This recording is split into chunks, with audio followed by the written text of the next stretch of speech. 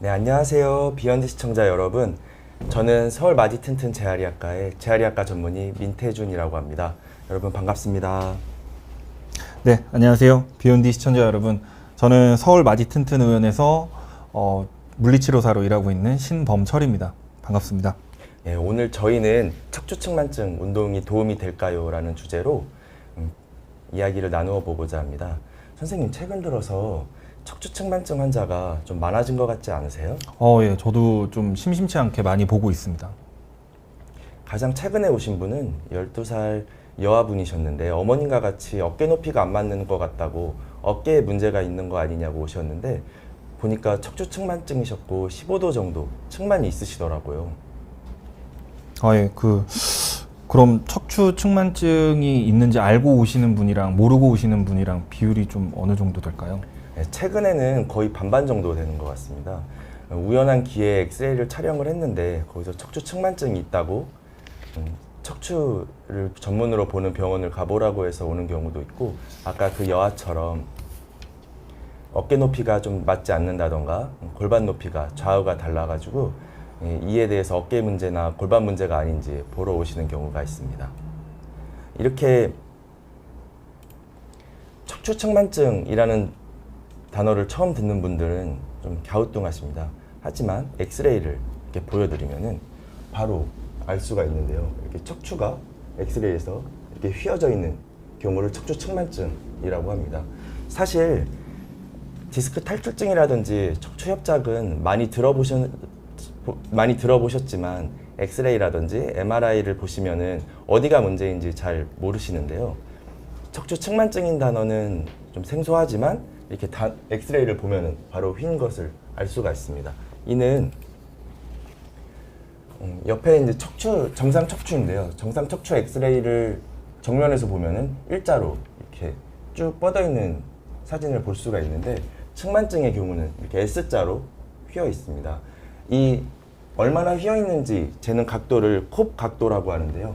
이 콥 각도가 10도 이상 차이가 나면은 그때부터 측만증이라는 단어를 쓰게 되고 측만증 진단을 내리게 됩니다. 그러면 선생님 이 10도 정도 휘게 되면 이 사진상으로는 얼마나 보이나요? 네, 10도 정도 휘었다는 게 잘 감이 안 오시죠? 그래서 사진을 준비해 봤는데요. 가장 왼쪽에 있는 사진이 10도 정도 휜 사진입니다. 이 가장 왼쪽에 있는 사진 정도 10도 정도 휘었을 때부터를 이제 척추 측만증을 진단하게 되고, 이 25도짜리 사진을 준비해 보았는데요. 이 25도부터는 이제 보조기를 착용을 하는 각도가 되겠습니다. 그리고 맨 오른쪽이 50도 휘어 있는 엑스레이 사진인데요. 50도 정도부터 이제 수술을 고려하게 됩니다. 혹시 선생님, 근데 치료실에서 치료 도중에 환자분들이 자세 때문에 생긴 거 아니냐고 물어보시진 않으세요? 예. 실제로 좀 자세 때문에 생긴 건 아니지만 이 좋은 자세를 유지하는 게 이런 되게 도움이 된다라고 저도 설명을 해드리고 있습니다. 네, 맞습니다. 저한테도 많이 물어보십니다. 근데 이게 대부분 10대 초반인 고등학교 고학년에서 중학생들에서 처음으로 진단이 되다 보니까 부모님과 같이 오셔서 얘가 평소에 자세가 안 좋다, 자세가 안 좋아서 발생한 거 아니냐라고 많이 물어보시는데요. 전체 측만증의 90% 정도는 특발성 측만증으로, 이 특발성이라는 단어가 원인을 모른다는 뜻입니다. 그렇기 때문에 삐딱한 자세라든지 그런 다리를 꼬고 앉는다든지 이러한 자세들이 측만증의 발생에 영향을 주는 것은 아닙니다. 또한 이러한 일이 왜 자기한테 발생했냐고 이렇게 물어보시는 분들도 계신데, 실제로 척추 측만증의 빈도는 전 국민의 2%를 차지할 정도로 많고, 또 원인을 모르기 때문에 미리 관리를 안 했다던가 예방을 할 수 있었는데 못했다라든지 그런 게 아니라 예방할 수가 없는 그러한 질환이 되겠습니다. 그러므로 이제 삐딱한 자세라든지 한쪽만 무거운 가방, 다리 꼬아서 앉기, 고개 숙여서 핸드폰 하기 등은 연관성이 없지만, 올바르지 않은 자세는 아까 선생님께서 말씀해 주셨다시피 다른 척추의 문제를 야기할 수 있기 때문에 바른 자세가 중요하고, 치료 과정에서는 자세 교육을 꼭 받아야겠습니다. 선생님, 혹시 자세와 관련된 운동을 좀 설명을 해 주실 수 있을까요? 예. 이런 척추의 바른 자세를 유지하기 위해서는 척추의 이런 정렬에 대한 이해도가 필요한데요. 기본적인 동작들을 통해서 이렇게 연습을 해볼 수가 있습니다. 이 사진에서 보이시는 것처럼 이 날개뼈를 화살표 방향대로 움직일 수가 있겠습니다. 위쪽, 아래쪽, 안쪽, 바깥쪽이고요. 그리고 팔을 올리고 내리는 동작에서 견갑골의 날개뼈의 이런 상방회전과 하방회전을 할 수 있고요. 그 다음에 골반의 이런 움직임들을 또 할 수가 있는데 저희가 짝다리 짚는 동작들처럼 이렇게 골반을 한쪽으로 떨어뜨리고 올리고 하는 동작들로 확인을 해볼 수가 있습니다. 그리고 이 골반을 뒤로 기울이고 앞으로 기울이고에 따라서 이런 척추 자세에 대한 이런 이해력 자체를 좀 확인해 볼 수 있겠습니다. 저희가 간단하게 좀 한번 해보면서 설명을 다시 한번 드리도록 하겠습니다. 저희가 앞쪽으로 일어나서 네. 아까 그 사진에서 보여주셨던 것과 같이 날개뼈를 위쪽으로 이렇게 올림, 그 다음에 그대로 내림, 그 다음에 날개뼈를 뒤로 당겨주고 앞으로 내밀어주고, 그리고 팔을 앞쪽으로 이렇게 만세해서 올리는 동작으로 그리고 내리는 동작으로 날개뼈의 상방회전, 하방회전이 일어나게 됩니다. 그리고 저희 골반에다가 이렇게 손을 얹으신 다음에 골반을 한쪽으로 이렇게 툭 하고 떨어뜨려 놓는 동작으로, 반대편도 마찬가지로 한쪽으로 쭉 떨어뜨려 놓는 방법으로 골반의 움직임을 할 수 있을 거고요. 선생님 혹시 좀 누워 주시겠습니까? 천장 바라보시고. 네.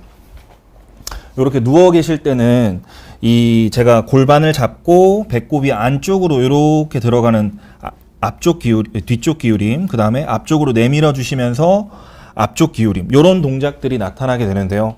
선생님 어떠세요? 이 골반이나 이런 날개뼈를 움직이시면서 척추의 움직임에 대해서 좀 느껴지시나요? 다른 동작은 다 느껴지는데 네. 내릴 때만 안 느껴져요. 예. 이렇게 천천히 일어나시죠. 네.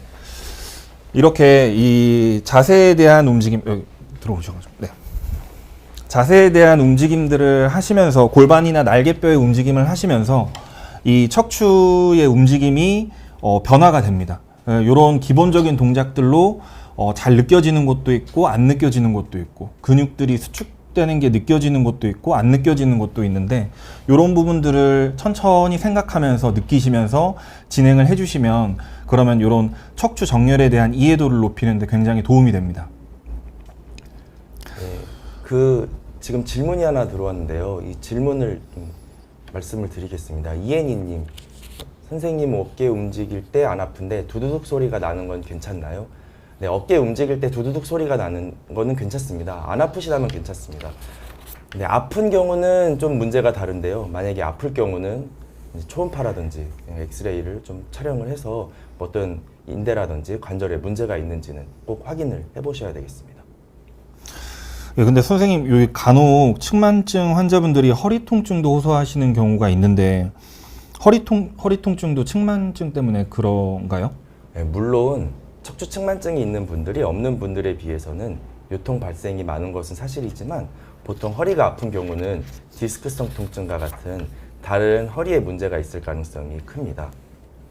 대부분의 측만증 환자들은 통증이 없고 다른 증상이 없어 아까 말씀드린 대로 엑스레이에서 측만증이 있다고 척추를 보는 병원을 가보라는 이야기를 듣거나 흉부 엑스레이를 촬영을 했는데 측만증이 발견되는 경우가 많습니다. 그러면은 증상이 없으면 척추 측만증을 의심할 수 있는 다른 변화는 없나요? 네, 단서는 아까 말씀드린 병원에 내원한 여아처럼 왼쪽과 오른쪽 어깨 높이가 다른 경우, 또 다리 길이가 다른 것 같고 골반 높이가 안 맞는 경우도 있습니다.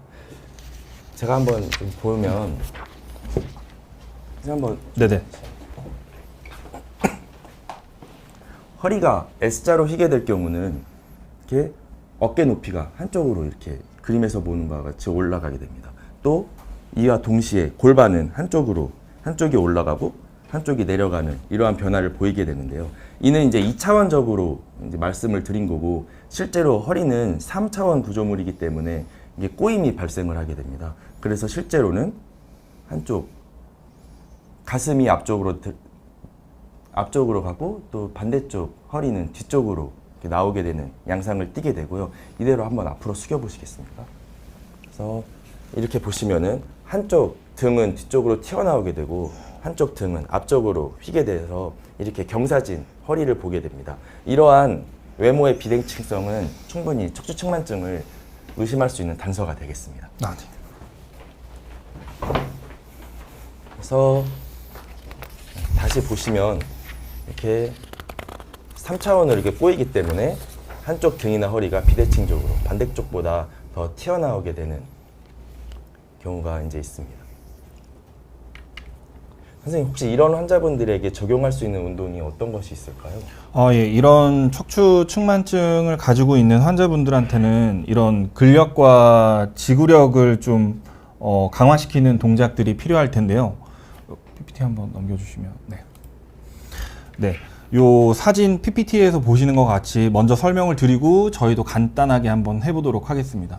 사진에서 보이는 것 같이 첫 번째로 버드덕 동작입니다. 이 사지를 움직여서 체간에 이런 안정성을 부여하는 운동 방법인데요. 오른쪽 팔과 반대편 다리를 앞쪽으로 뻗고 다시 제자리로 돌아오는 동작, 그리고 그거에 맞춰서 반대편도 그렇게 진행을 해주시는 동작으로 체간의 안정성을 좀 훈련할 수 있는 트레이닝 방법입니다. 그리고 그 옆에 있는 플랭크 동작인데요. 이 플랭크 동작도 요 PPT 사진에서 보이는 것 같이 이렇게 엎드려서 유지하는 자세에서 팔로 바닥을 지그시 밀면서 허리가 무너지지 않도록 이렇게 화살표 방향이 지금 잠깐 잘못되어 있는데요. 요 중력에 대해서 허리가 무너지지 않도록 반대압을 살짝 주면서 진행을 할 수 있습니다. 저희 간단하게 좀 해보면서 보여드리도록 하겠습니다. 죄송하지만 요 네발기기 자세를 해주실 거고요. 네, 요 네발기기 자세에서 이 어깨 너비 정도로 벌려주시고 그 상태에서 왼쪽 팔과 오른쪽 다리를 이렇게 뻗어주시는 동작을 통해서 체간에 있는 이런 안정성이 유지가 되도록 해주시는 동작, 천천히 내리시고 반대편 반대발 뻗어주시는 동작으로 마찬가지로 이렇게 체간이 움직이지 않도록 유지해 주시는 동작이 있겠습니다. 그리고 이어서 엎드려 주시겠습니다. 플랭크 동작인데요. 플랭크 동작은 이 상태에서 중요하게 생각하셔야 될 게 허리가 너무 무너지지 않도록 어깨 넓이 정도로 팔꿈치를 벌려 놓으시고 어깨 밑에 팔꿈치가 위치하셔야 된다는 점 주의를 하셔야 됩니다. 그대로 발끝을 제외한 나머지를 이렇게 들어 올리시고 이런 골반의 뒤쪽 기울임을 통해서 허리가 무너지는 부분에 대해서 반대압을 주시면서 유지를 해주셔야 되고요. 당연히 내려가시면 됩니다. 호흡을 통해서 너무 숨을 참으면서 운동하지 않으시게끔 그렇게 진행을 해줄 수 있는 방법이 있습니다. 쉽지가 않네요. 환자분들 이 운동 잘 하시나요? 이게 측만증이 있어도 통증이 없으시면은 뭐 잘 따라 하시는 경우도 있고 안 그런 경우도 있습니다. 다음으로 넘어가기 전에 좀 질문이 들어와서 질문에 답을 하고 또 넘어가도록 하겠습니다. 김정훈님, 컴퓨터를 할 때 계속 목을 앞으로 내밀고 거북목이 될까 무서워요. 어떻게 자세를 좋게 하면 될까요? 우선 컴퓨터 모니터 높이를 좀 높이셔야 합니다. 목은 이렇게 봤을 때 상방 10도에서 15도 정도 위를 보는 게 가장 좋은 자세고요.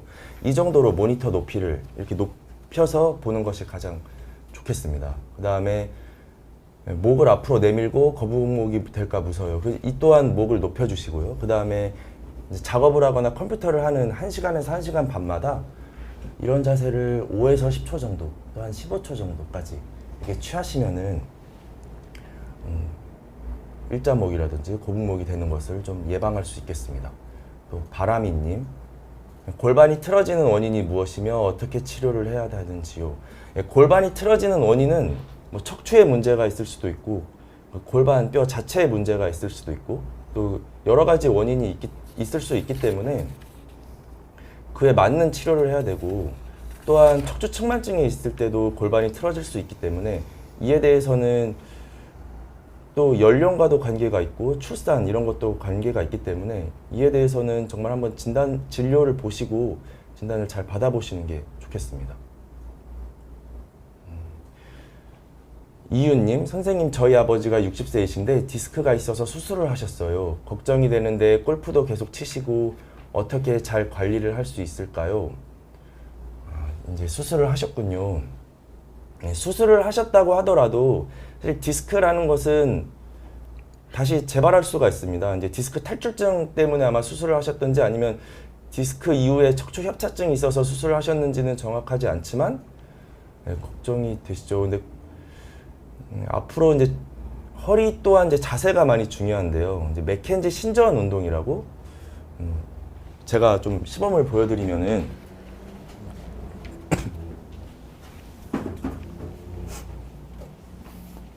이렇게 허리를 신전하는 자세를 좀 유지하는 게 중요하고 처음에 이게 안 되신다면 이런 허리를 이런 자세부터 시작해가지고 점차 높여나갈 수가 있고요.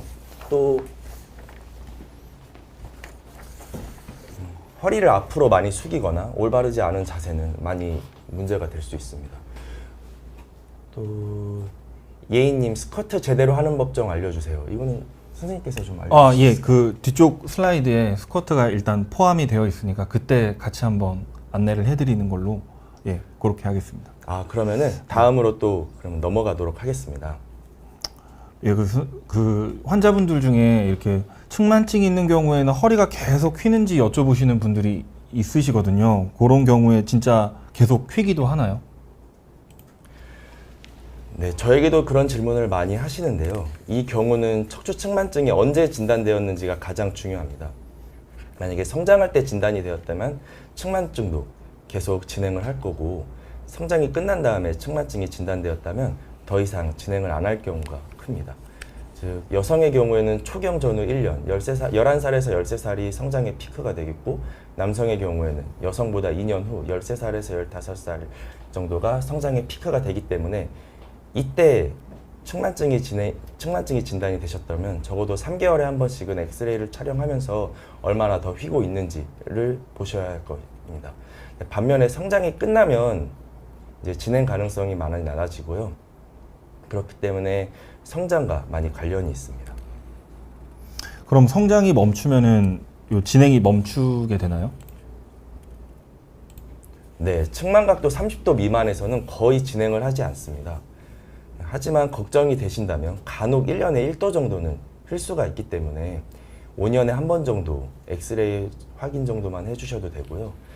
근데 다만 측만각도가 50도 이상에서는 1년에 1도 정도, 또 요추의 경우는 35도 이상에서 1년에 4분의 1도 정도 흘 수가 있기 때문에 이 경우는 주기적으로 병원에 내원하셔가지고 엑스레이를 좀 보셔야 되겠습니다. 또 이게 좀 잘 안 보이는데 척추 측만증의 경우에는 골다공증이랑 골감소증 발생을 많이 하기 때문에 이 경우는 비타민 D랑 칼슘 섭취가 성장기 때부터가 도움이 된다고 알려져 있습니다. 치료는 크게 세 단계로 나눌 수가 있는데요. 우선 25도 이하에서는 관찰을 먼저 하고 이때 목표는 보조기를 착용하지 않는 것이 되겠습니다. 또 25도에서 45도 정도까지는 보조기를 착용하게 되고요. 이때는 수술을 안 하는 것이 목표가 되겠습니다. 성장기에 40도 이상, 성장이 끝난 후에 50도 이상에서는 수술을 고려해야 되겠고 수술이 유일한 교정법이 되겠습니다. 치료에 이런 운동에 관련된 얘기는 없는데 운동은 언제 하는 게 좋다고 생각하십니까? 운동은 이제 관찰하는 시기, 보조기를 착용하는 시기에 하면 좋겠습니다. 그럼 아까도 몇 가지 운동에 관해 설명을 해주셨지만 또 다른 운동은 없을까요? 예, 물론 있습니다. 요 앞쪽으로 또 이동해서 스쿼트랑 런지인데요. 네, 앞쪽으로 이동해서 보여드리면서 설명해드리도록 하겠습니다. 앞서서 요 PPT에서 일부 보여드렸었는데 이 스쿼트랑 런지 동작을 할 때 크게 중요하게 세 가지를 기억을 하셔야 합니다. 처음에는 요추의 저희가 서 있을 때 요추의 전만 각도, 정상적인 전만 각도로 유지를 하셔야 하고요. 그리고 무릎이 이렇게 발끝을 넘어가지 않도록, 그렇게 되면 무릎의 압박력이 커지기 때문에 이런 부분들은 무릎에 어떤 통증을 유발할 수 있습니다. 그리고 요 힙힌지라 그러죠. 이 고관절이 이렇게 찝히는 형태의 굽혀지는 동작. 그래서 허리가 이렇게 무너지는 게 아니고 허리를 그대로 유지를 한 상태로 내려갈 수 있는 동작입니다. 스쿼트 동작을 해보면서 같이 해보면서 다시 한번 말씀을 드리겠습니다. 골반 넓이보다 조금 더 넓게 다리를 벌려주시고요. 그 상태에서 그대로 아까 말씀드렸던 정상적인 전만 각도로 유지하시면서 그대로 손을 앞으로 뻗어 주셔도 좋고요. 이렇게 굽혀 주셔도 좋습니다. 그 상태로 여기에 볼펜을 놔뒀다고 생각을 하시고 볼펜을 이렇게 끼우는 형태로 그런 느낌으로 해주시고 무릎도 발끝이 넘어가지 않도록 이런 형태로 스쿼트를 진행을 해주시면 되겠습니다. 끝범위로는 요 허벅지 자체가 지면과 이렇게 수평이 되는 위치가 끝범위니까요. 그것들은 본인의 상태에 맞게 진행을 해주시면 되겠습니다. 그리고 런지 동작을 바로 예로 들 수 있겠는데요. 런지 동작은 마찬가지로 요 다리 그 골반 넓이 사이즈로 벌려주시고 그 상태에서 한 두 보폭 정도 앞으로 가셔서 이렇게 위치를 해주시고 손은 가볍게 요 옆구리에다가 이렇게 받쳐주실 겁니다. 그 상태에서 뒤쪽 무릎이 바닥이 실제로 이렇게 쿵 찍진 않지만 바닥에 닿는다라고 생각을 하시고 그대로 쭉 내려가시는 형태로 올라가시고요. 그래서 요 정면에서 보여드리면 그 상태로 내려가셨을 때 너무 좁게 서시면은 막 불안하시니까 적당한 넓이로 벌리셔서 내려가시는데 무릎이 이렇게 안으로 넘어가거나 바깥으로 벌어지지 않게끔 유지를 하시면서 해주시는 방법이 있을 겁니다. 그래서 이렇게 대표적인 방법으로는 스쿼트랑 런지로 이런 체간의 근력적인 부분들을 충족을 시킬 수 있는 운동 방법이 있겠습니다. 네. 예, 그럼 아까 그 스쿼트 올바른 자세를 여쭤보는 그 질문도 답이 되었을 것으로 보입니다. 네. 그 다음으로 이런 측만증 환자분들 같은 경우에 특히나 이 이완이 굉장히 중요하게 됩니다. 그래서 여러 가지 방법들 중에 이런 폼롤러를 활용하시는 것을 좀 추천을 드립니다. 지금 그 PPT에서 보이시는 것처럼 폼롤러를 이렇게 세로 형태로 두신 다음에 세로 형태로 두신 다음에 그대로 끝에 앉으셔가지고 천천히 뒤로 누워주십니다. 그 상태로 팔을 양쪽으로 벌리거나 위로 올리셔가지고 하루 동안 이렇게 긴장했던 앞쪽 근육들을 좀 이완해 주시는 방법. 그 다음에 옆에 있는 사진처럼 폼롤러를 가로로 놓으시고 그대로 몸을 위아래로 움직이면서 롤링을 해주시거나 아니면은 이런 특정 분절에 대해서 뒤로 이렇게 젖혀주는 편 동작을 통해서 이완해 줄 수 있는 방법이 있고요. 이때 호흡을 잘 활용을 하시면 이완하는 데 굉장히 도움이 됩니다. 그리고 이어서 이런 아까 말씀드렸던 강화도 중요하고 이완도 중요하지만 유산소 운동이 굉장히 중요합니다. 유산소 운동을 통해서 생각보다 많은 이런 문제점들을 해소를 할 수 있기 때문에 본인에게 맞는 그런 유산소 운동을 해주시면 도움이 많이 되겠습니다. 아직까지 운동 치료를 포함해서 다음과 같은 전기 자극 치료, 카이로프래틱, 요가, 필라테스, 교정 치료가 교정에 도움을 주는지에 대해서는 아직 유의미하게 효과가 입증된 연구가 없고 논문들 간에 이견이 많습니다. 하지만 운동 치료의 경우에는 여러 연구에서 척추 측만증의 진행을 늦추는 데 도움을 준다는 보고들이 있고 그뿐만 아니라 아까 선생님께서 설명을 해주셨듯이 척추의 유연성을 유지하고 핵심 근육을 강화할 수 있습니다. 또한 척추의 증상을 완화하고 관절염의 진행을 막기 때문에 관찰의 시기 및 보조기를 착용하는 동안에는 꾸준히 시행하면 도움이 될 것으로 보입니다. 정리를 드리자면 척추 측만증에 좋은 운동은 날개뼈와 골반 움직임, 버드독 운동, 플랭크 운동, 스쿼트, 런지, 폼롤러, 유산소 운동들이 되겠고 이것들을 전문가의 도움을 받아서 시행하는 것이 중요하겠습니다. 그러면 저희 발표는 여기까지로 하고 질문들이 많이 올라와 있어서 질문들에 대해서 말씀을 좀 드리도록 하겠습니다. 서머님, 가슴 위쪽으로만 측만증이 있는데 안면 비대칭이 척추 측만증 때문에 생긴 건가요? 아닐 가능성이 큽니다. 가슴 위쪽으로 측만증이 있다는 뜻은 흉추 측만증을 의미하시는 것 같은데 이제 측만증은 크게 흉추 측만증이랑 요추 측만증으로 나뉘는데 실제로 흉추 측만증이 70%, 요추 측만증이 한 30% 정도 있어서 가슴 위쪽으로 측만증이 있는 흉추 측만증이 비교적 많습니다.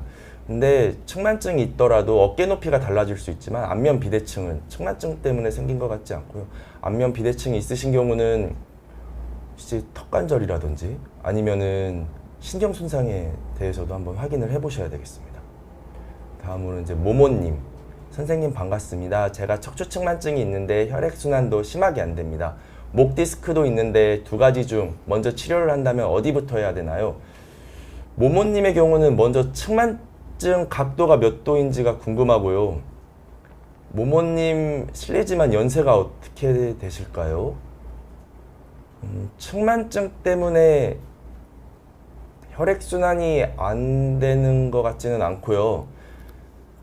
뭐 비교적 만약에 젊은 나이에 청소년기에 척추측만증이 한 7, 80도 이상이 된다면은 그에 따라서 혈액순환도 영향을 줄 수는 있겠지만 그렇지 않고서는 혈액순환이 안 되는 것이 척추측만증 때문으로 보이진 않고요. 목 디스크 탈출증이 있는 경우라면은 목 디스크 탈출증을 치료하시는 게 더 우선입니다. 다만 만약에 50도 이상의 척추측만증이라든지 25도 이상의 척추측만증이어가지고 보조기 착용이 필요한 경우라면은 그걸 하시면서 34세시군요. 그러면은 이제 척추측만증은 더 이상 진행을 안 한다고 봐야 할 것 같습니다. 그러면은 더더군다나 목 디스크 먼저 치료를 하시는 게 맞습니다. 이도사랑님, 척추측만인 듯한 딸아이 발레가 도움이 될까요? 자, 이제 좋은 질문이신데요. 일단 척추측만인 듯한 딸아이면 일단 척추측만이 있다고 가정을 하고, 사실 아까 이제 말씀을 드렸지만 이러한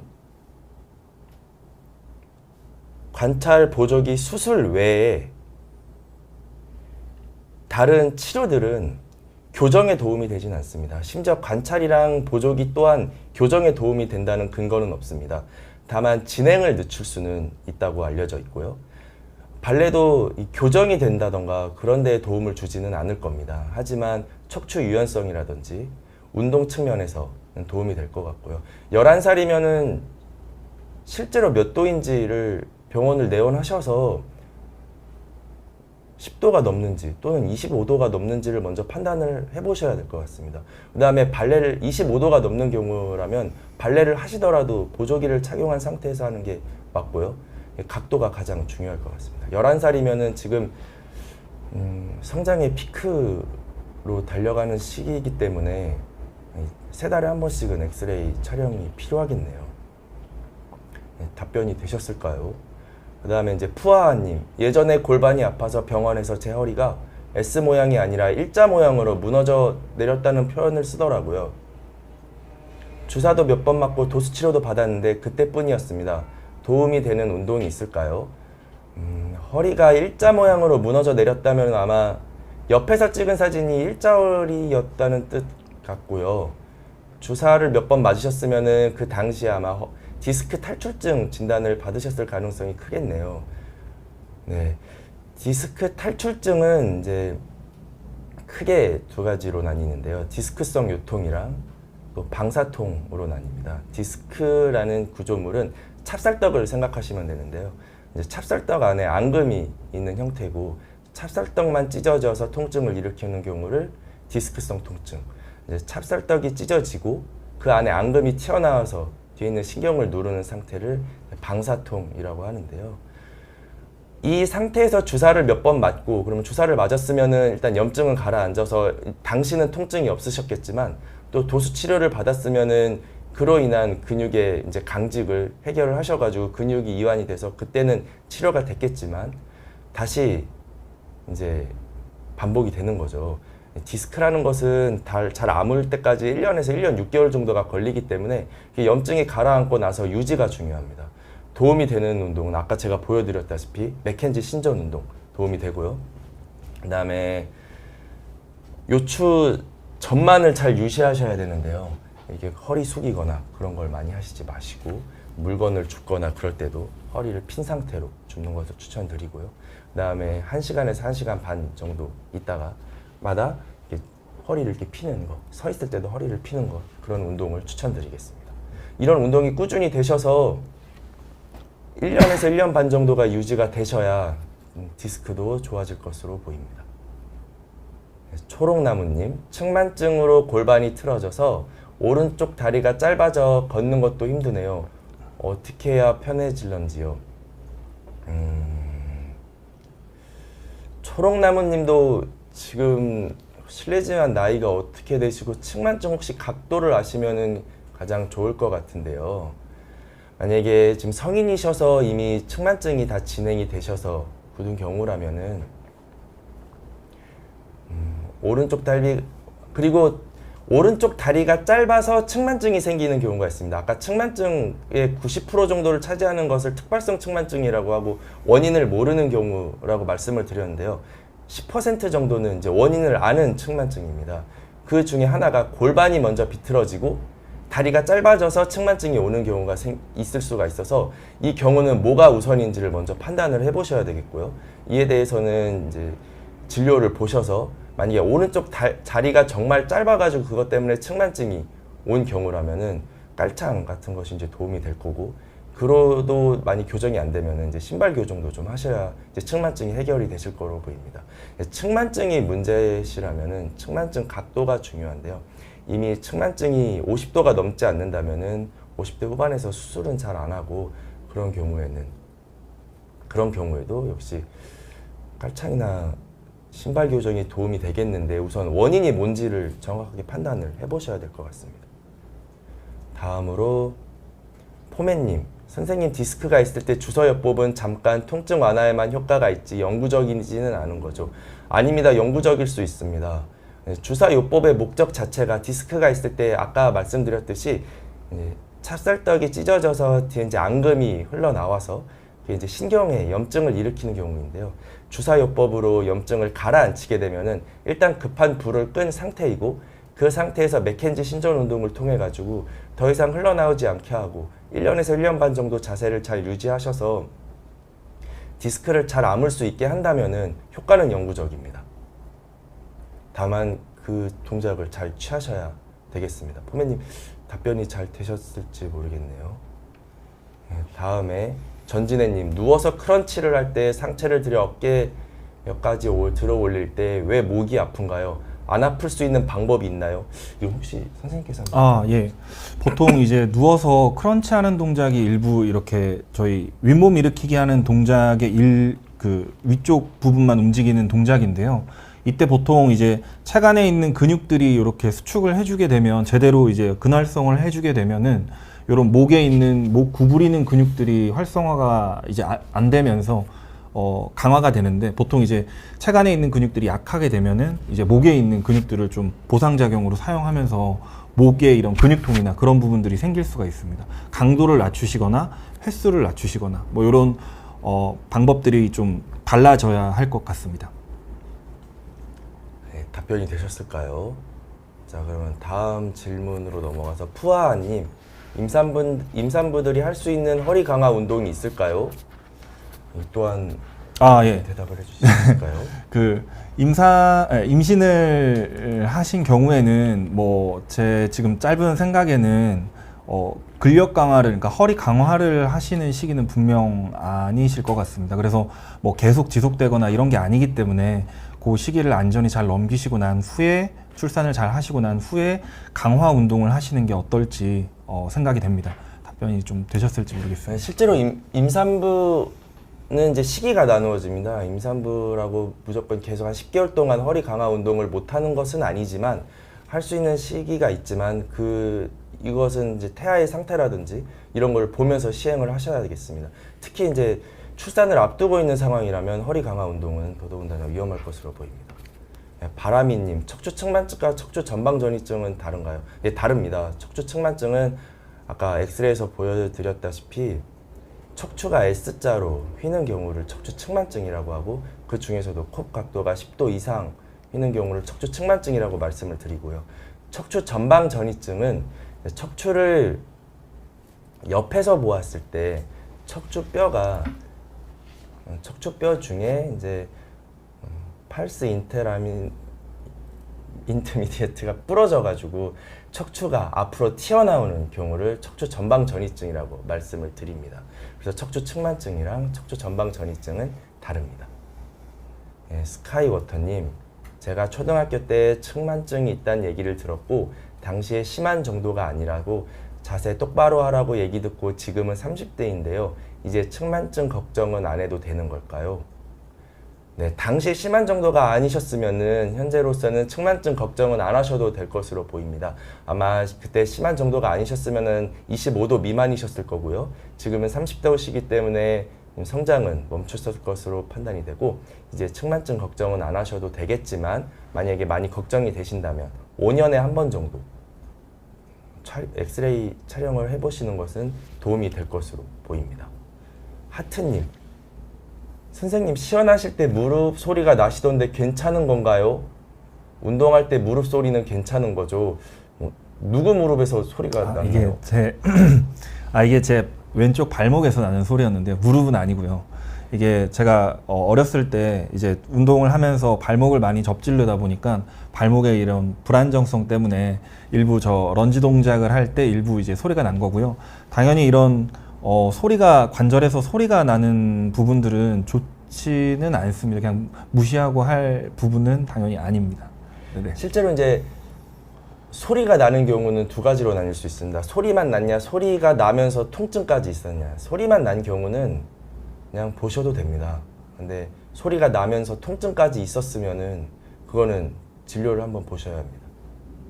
네, 근데 통증 없으셨죠? 예. 그러면은 보셔도 되고 발목 불안정성이 있었다면은 이제 발목 운동화라든지 또 그 인대 중에 어떤 인대가 불안정성이 있는지는 한번 보셔야 되겠습니다. 11님 재밌습니다. 하루 몇 보 정도 걸으면 건강에 좋나요? 6,000보 이상 걸으시면 건강에 좋습니다. 뭐 많이 걷는다고 아주 많이 걷는다고 다 좋은 건 아니지만 일반적으로 6,000보 이상 걷기를 추천드리겠습니다.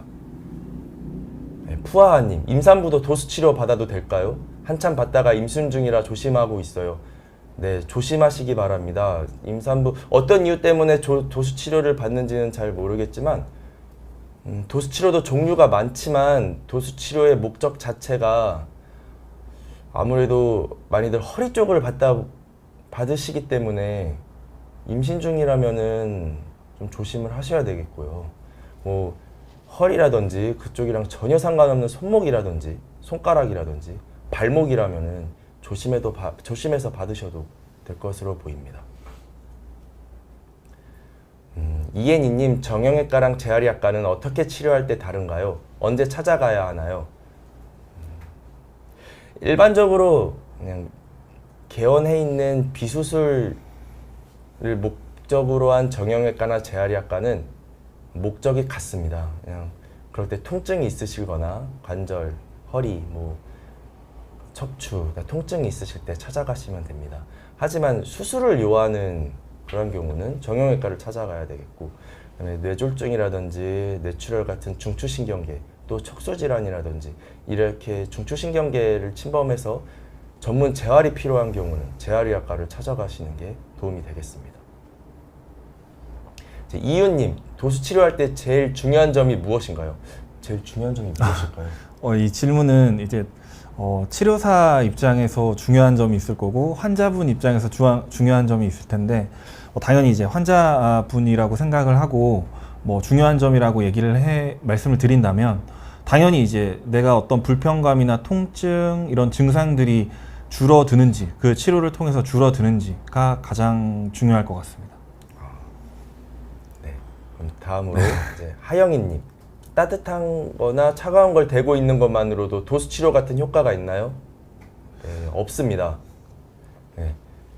따뜻한 거나 차가운 것을 대고 있는 것만으로는 도수 치료의 목적이랑은 다르기 때문에 같은 효과가 있지는 않을 것으로 보이고요. 이에 대해서는 선생님 의견은 혹시 어떠실까요?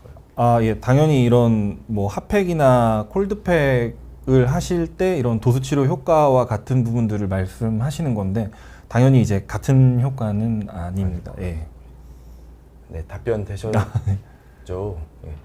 다음 김정훈님, 강의 감사합니다. 각도는 어떻게 재는 건가요? 콧 각도를 의미하시는 거겠죠. 그러면 각도를 제가 준비는 안 했지만 다시 말씀을 드리면요.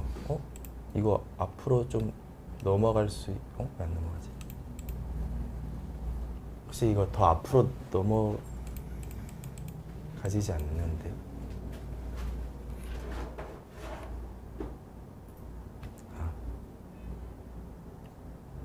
제가 한번 보겠습니다. 슬라이드.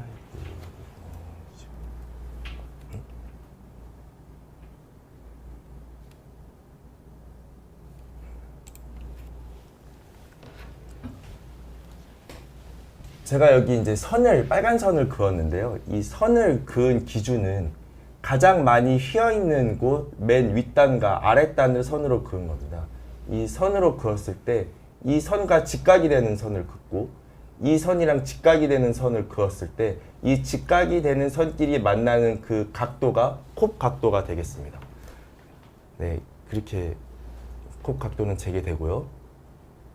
이정민님, 측만증 병원 진료는 정형외과로 가는 게 맞나요? 정형외과로 가셔도 좋고 재활의학과로 오셔도 좋고, 네, 엑스레이 기계가 있고 측만증을 전문으로 보는 병원이라면 어디든 가셔도 좋을 것으로 보입니다. 창현유님, 오래 걸으면 왼쪽 골반이 아파요. 이유가 뭔가요? 이 또한 현재 나이가 가장 연세가 중요할 것 같긴 한데요. 오래 걸으면 왼쪽이 아픈 이유는 허리에 문제가 있을 경우, 또 골반 자체에 문제가 있을 경우, 혈관에 문제가 있을 경우, 이 세 가지로 크게 나뉠 수 있을 것 같습니다. 물론 그 외에도 뭐 신경에 문제가 있을 경우라든지 근육 자체에 문제가 있을 경우도 있겠지만, 크게는 먼저 허리를 가장 먼저 의심을 해보셔야 되고요. 허리 중에서도 협착증이라든지 디스크 탈출증이 있는지를 먼저 보셔야 되는데요. 보통 디스크 탈출증의 경우는 걸으면은 많이 뭐 증상이 없다고는 하지만, 오래 걸을 경우는 디스크 탈출증인 경우여도 골반이 아플 수가 있기 때문에 일단 허리를 먼저 의심을 하여야 되고, 그 외에 골반 자체의 문제라든지 혈관 문제도 고려를 해보셔야 되겠습니다. 예, 비밀님, 25살 30도 이상 여자입니다. 병원 치료가 돈이 많이 들어서 집에서 유튜브로 요가하는데 잘못된 자세로 더욱더 안 좋아질까요? 더욱더 안 좋아질 것 같진 않습니다. 현재 30도 이상이신데 50도 혹시 이상일까요? 또 이 30도가 척추일지, 그러니까 흉추일지, 요추일지에 따라서 좀 다른데요. 좀 많은 경우가 흉추이기 때문에 흉추 30도 이상 50도 미만이면은 거의 차이가 없을 것으로 보입니다. 잘못된 자세면은 다른 디스크 탈출증이라든지 이런 디스크성 요통의 가능성은 있지만 척추 측만증이 더 나빠지지는 않을 것으로 보입니다. 은혜와 사랑이님, 선생님 골반 측방 경사도 설명해 주세요. 이거는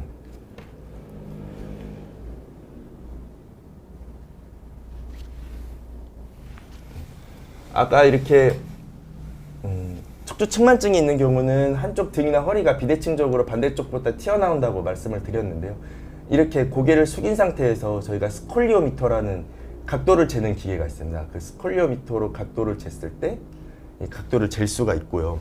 이게 5도 이상이면 척추 측만증을 강하게 의심을 해서 엑스레이를 촬영해 볼 수가 있는데요. 뭐 이게 좀 몸집이 있거나 좀 근육량이 많거나 좀 통통한 분들은 사실 진짜 척추 측만증이 있어도 이렇게 비대칭이 잘 나타나지가 않습니다. 그렇기 때문에 좀 비대칭이 의심이 된다면, 척추 측만증이 의심이 된다면 바로 엑스레이를 찍는 것이 맞습니다.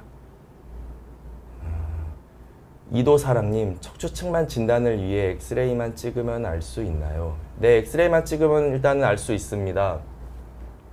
엑스레이를 찍으면은 전신 엑스레이를 찍으면은 콥 각도를 알 수가 있기 때문에 그걸로 이제 척추 측만 진단을 일단 할 수가 있습니다. 은혜와 사랑님, 골반 측방 경사가 있으면은 어깨, 목, 다리, 골반 다리에 다 문제가 있나요?